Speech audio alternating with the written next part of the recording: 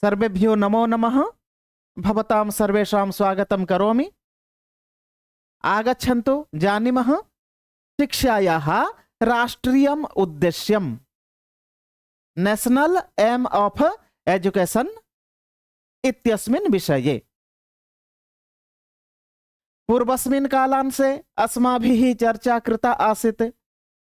शिक्षायाः उद्देश्यम् आदौ द्विधा विभज्यते। प्रकारद्वयं, यथा अत्र पश्यन्तु, पारंपरिकम्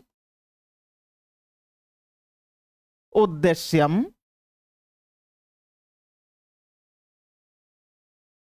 एवमेव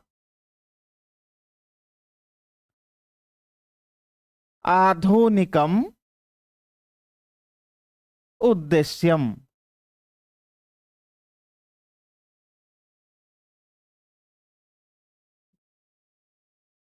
तर्हि पारंपरिकम् उद्देश्यम् आधुनिकं च उद्देश्यम् इति आदौ द्विधा वयं प्राप्नुमः।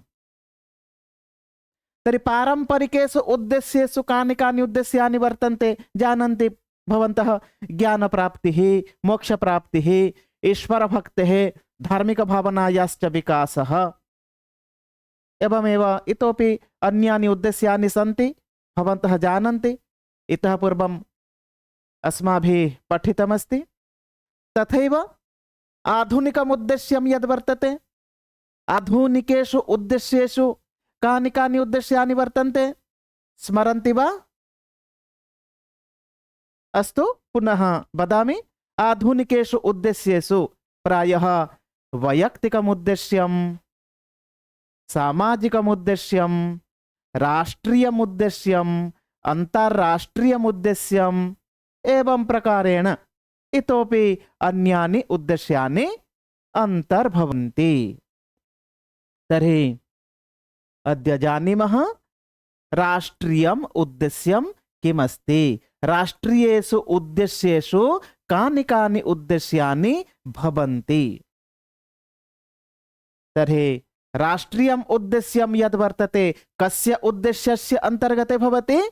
शिक्षायाः आधुनिकम् उद्देश्यं यदस्ति, आधुनिकस्य उद्देश्यस्य अन्तर्गते शिक्षायाः राष्ट्रियम् उद्देश्यं भवति।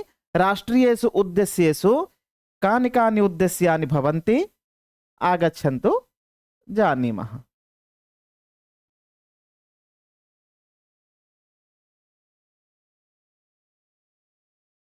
तर्हि राष्ट्रियोद्देश्येषु सर्वादौ शिक्षया राष्ट्रिय विकासः। शिक्षा द्वारा राष्ट्रिय विकासः, राष्ट्रस्य विकासः कथं संभवेत् इति अग्रे आलोचयामः। एवमेव अग्रिमम् उद्देश्यं भवति राष्ट्रिय भावनायाः विकासः। राष्ट्रस्य ये नागरिकाः भवन्ति, याः प्रजाः सन्ति, तेषु नागरिकेषु, तासु प्रजासु वा किं राष्ट्रिय भावनायाः विकासः कथं जायेत? नागरिकेषु राष्ट्रिय भावनाः कथं विकसिताः भवेयुः इत्येतत् राष्ट्रियम् उद्देश्यम्। एवमेव धर्मनिरपेक्षतायाः विकासः। प्रजातन्त्रात्मकं राष्ट्रं, प्रजातन्त्रात्मके राष्ट्रे सर्वे समानाः भवन्ति। अस्माकं संविधानस्य प्रस्तावनायामपि उक्तमस्ति। तादृशानां शब्दानाम् उल्लेखः तत्र वर्तते। तर्हि धर्मनिरपेक्षता का अस्ति? धर्मनिरपेक्षतायै शिक्षा, धर्मनिरपेक्षतायाः विकासः इति एवं प्रकारेण बहवः विषयाः सन्ति। अग्रे जानीमः। एतत् उद्देश्यं भवति राष्ट्रियम् उद्देश्यम्। पुनः राष्ट्रिय सम्पत्तीनां संरक्षणम्।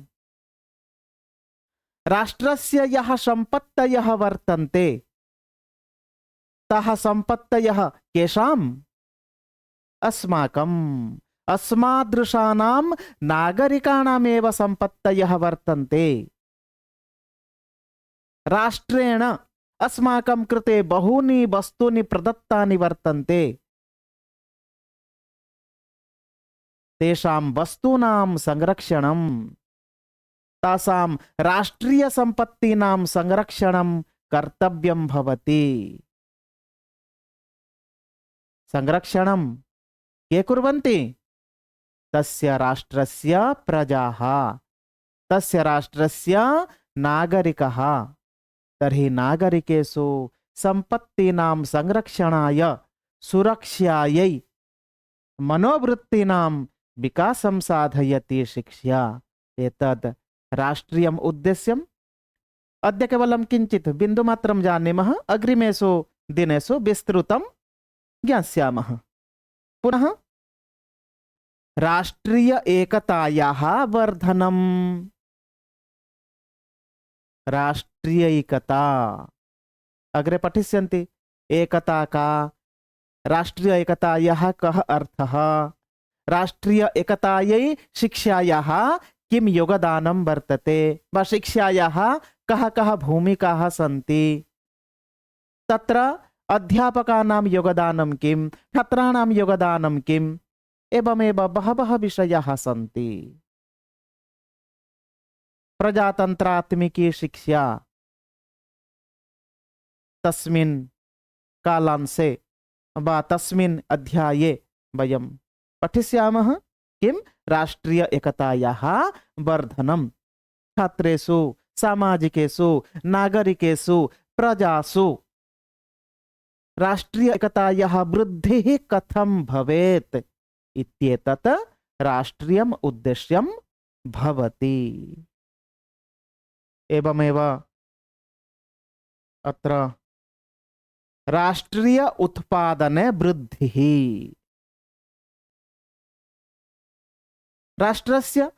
राष्ट्रे येषां वस्तूनाम् आवश्यकता भवति, येषां तत्त्वानाम् आवश्यकता अस्ति, प्रायतः अस्माकं नागरिकाणाम् आवश्यकताः भवन्ति। प्राथमिक्यः आवश्यकताः जानन्ति, रोटी, कपड़ा और मकान। ये तो प्राथमिक आवश्यकता है, प्राथमिक्यः आवश्यकताः सन्ति। एतानि तत्त्वानि अतिरिच्य इतोपि इदानीन्तन समाजे बहूनां वस्तूनाम् आवश्यकताः वर्तन्ते।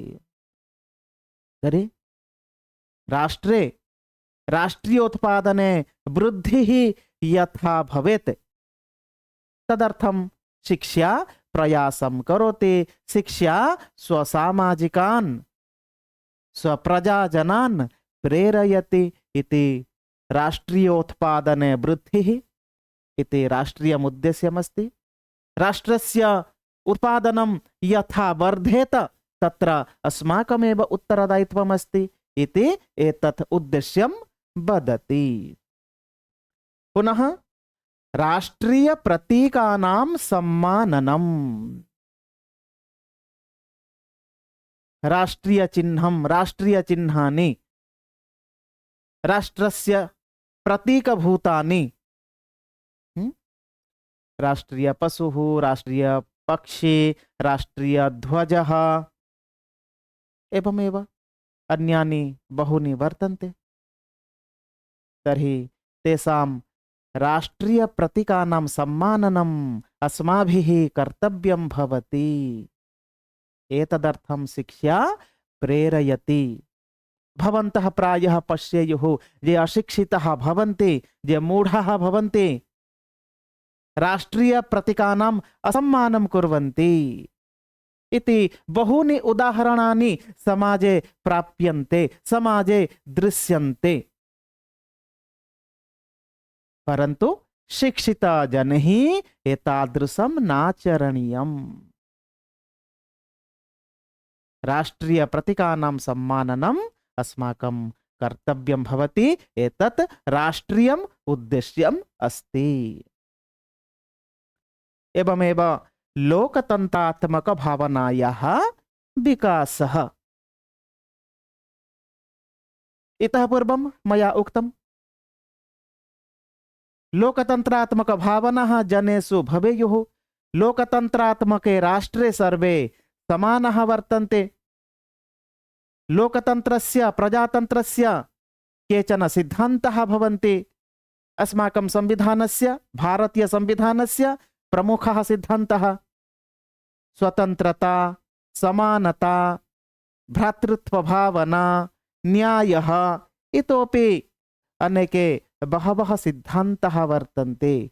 तेषां सिद्धान्तानाम् अनुसारम् अस्माभिः जीवनं यापनीयम्।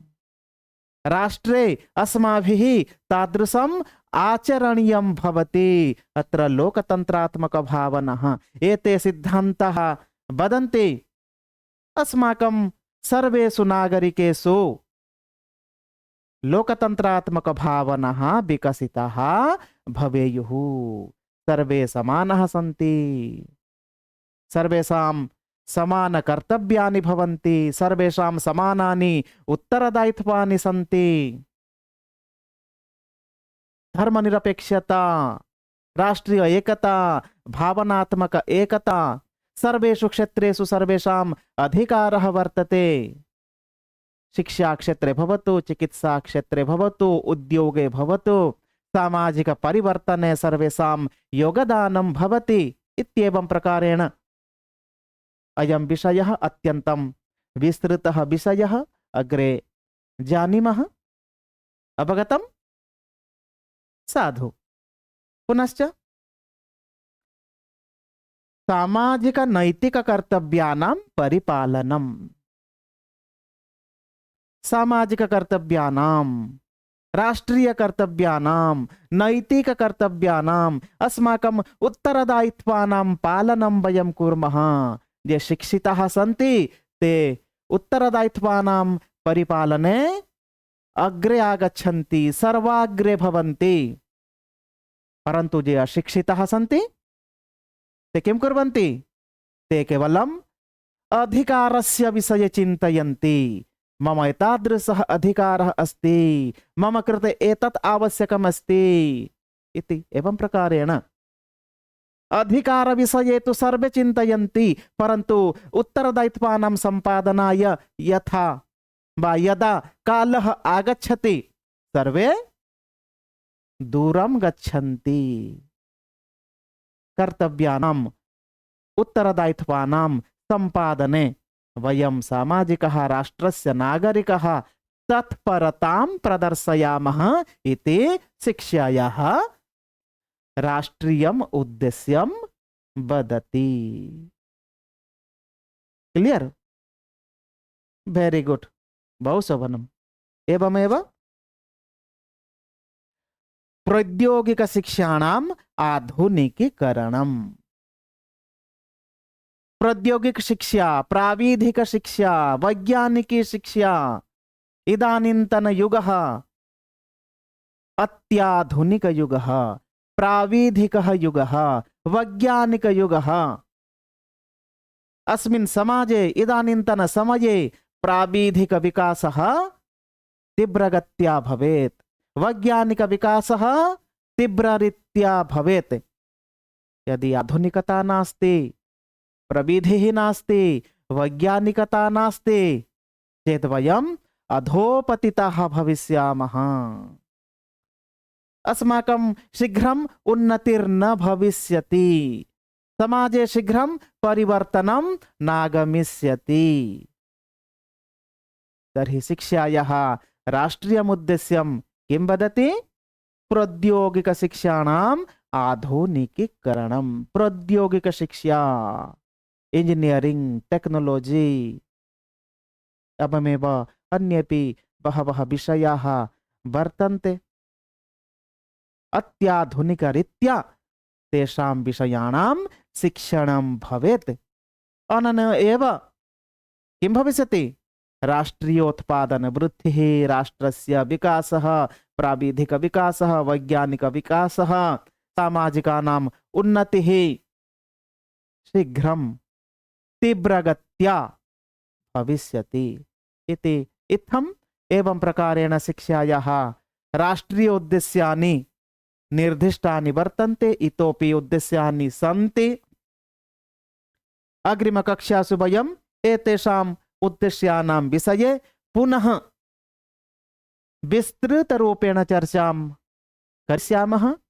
एकैकं बिन्दुं स्वीकृत्य राष्ट्रीय विकासः, राष्ट्रीय भावनायाः विकासः, धर्मनिरपेक्षतायाः विकासः, राष्ट्रीयोत्पादने वृद्धिः, राष्ट्रीय प्रतीकानां सम्माननं, लोकतन्त्रात्मकभावनायाः विकासः, सामाजिककर्तव्यानां, नैतिककर्तव्यानां, राष्ट्रीयकर्तव्यानां च परिपालनम्, एवमेव प्रौद्योगिकशिक्षाणां, वैज्ञानिकशिक्षाणाम् आधुनिकीकरणम्, अत्याधुनिकीकरणम् इति एते ये विषयाः सन्ति, एते ये बिन्दवः वर्तन्ते, एतेषां विषयाणाम्, एतेषां बिन्दूनां विषये पुनः सोदाहरणं विस्तृतरूपेण चर्चां करिष्यामः। अत्र वयं भवामः, पुनर्मिलामः अग्रिमकक्षायां। भवद्भ्यः सर्वेभ्यः धन्यवादः। नमो नमः।